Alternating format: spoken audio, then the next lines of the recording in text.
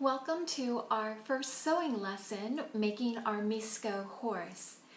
Now, here's our cover pattern. We're gonna start off by making the legs.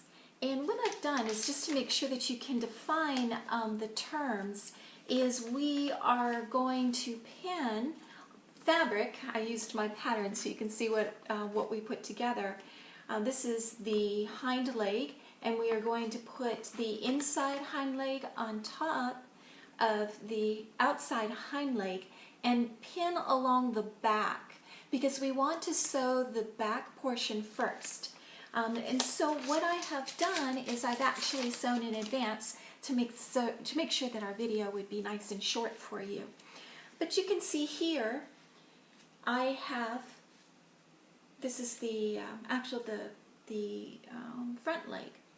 And so I have attached and sewn the front, back, and the front inside, being very careful to follow along the curves of the leg. The second thing that we do is we add on the hoof. Okay, so this is your pattern piece number 3. And I'm matching the fold of the piece to our recently sewn seam. And then we will pin and sew that in place. The next step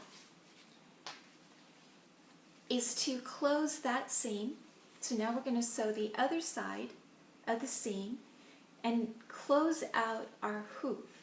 Now notice here that I have pinned at the seam of the hoof. So for example, this is what we start off with, then we're going to fold it and we're going to sew up the seam. Okay? What we want is we want to make sure that we are matching on both sides the joint where the hoof and the leg come together so we don't get a mismatched seam. So what I do is I pin at the lower and the upper of the seam, making sure that this isn't going to move and it's going to match well, and then I just proceed to sew the seam. The next step that we have to do is to add the bottom of our hooves. Okay, so we would have our opening now, and we need to add the bottom of the hooves.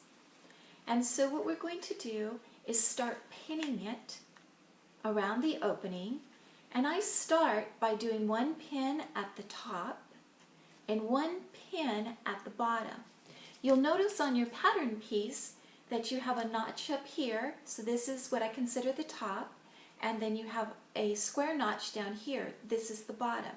The square notch is going to fit into the fold of the hoof, okay?